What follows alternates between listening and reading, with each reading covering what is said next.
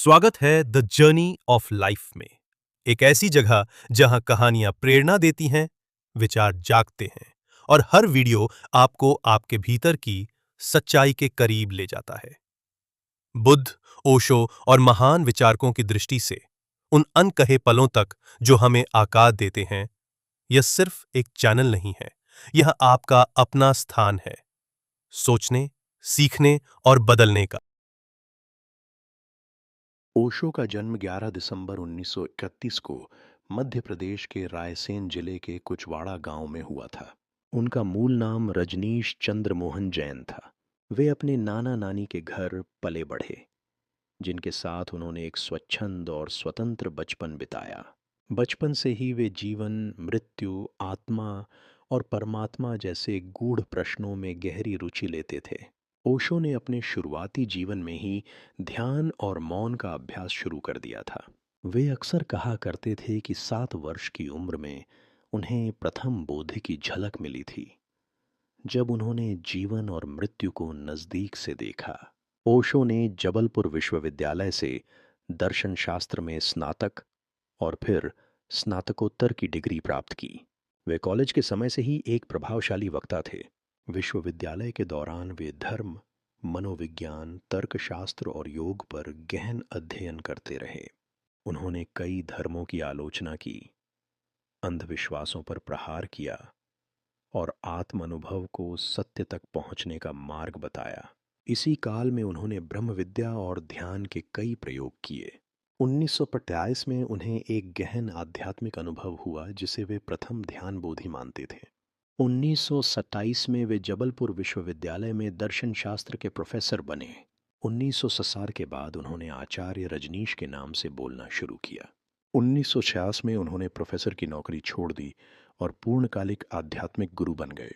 इसके बाद उन्होंने भारत भर में प्रवचन दिए और ध्यान शिविर आयोजित किए। ओशो ने भारतीय परंपराओं को वैज्ञानिक दृष्टिकोण से देखने का आग्रह किया। उन्होंने सेक्स, प्रेम, अहंकार, ध्यान और मुक्ति पर खुले विचार रखे, जो उस समय के लिए क्रांतिकारी थे। 1937 में ओशो ने डायनामिक मेडिटेशन तकनीक विकसित की।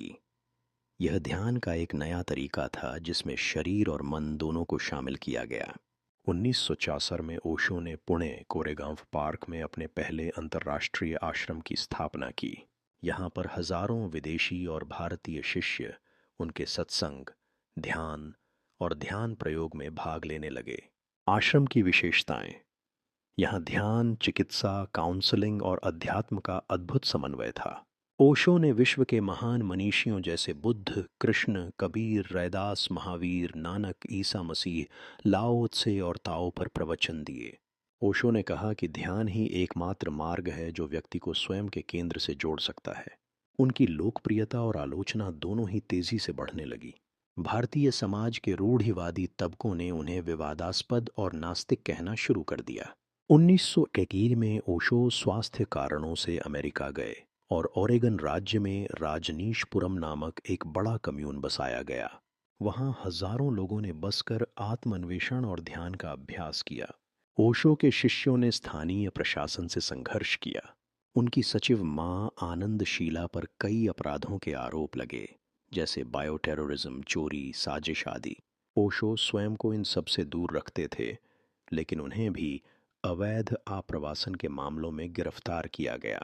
1928 में उन्हें अमेरिका से निर्वासित कर दिया गया। ओशो ने अमेरिका से लौटकर पुणे आश्रम को फिर से सक्रिय किया।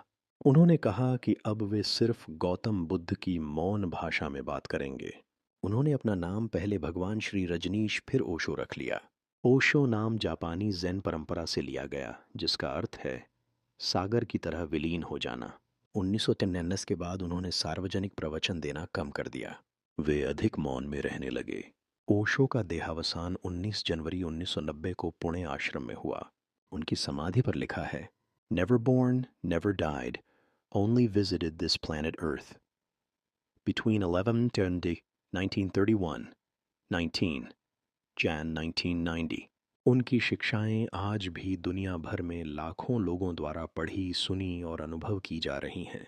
पुणे आश्रम अब ओशो इंटरनेशनल मेडिटेशन रिजॉर्ट के नाम से विश्व प्रसिद्ध ध्यान केंद्र है। ध्यान मेडिटेशन। जीवन में मौन, जागरूकता और प्रेम के लिए आवश्यक। प्रेम और सेक्स। सेक्स एक प्राकृतिक शक्ति है, इसे दबाने के बजाय समझकर रूपांतरित करें। धर्म। धर्म एक व्यक्तिगत खोज है, संगठित धर्म सत्य से भटकाव है। ईश्वर। ईश्वर कोई व्यक्ति नहीं, बल्कि अनुभव की चरम अवस्था है। अहंकार। अहंकार मुक्ति में सबसे बड़ी बाधा है। जाग जाना ही बोधि है। ओशो की विशेषताएं और योगदान। क्रांतिकारी विचारक, उन्होंने समाज के हर ढोंग, रूढ़ि और पाखंड पर सवाल उठाए। मुक्त जीवन शैली। उन्होंने हमेशा जीवन को पूर्णता में जीने की वकालत की। जोरबा द बुद्धा का विचार, जिसमें जीवन का आनंद और ध्यान का संतुलन हो।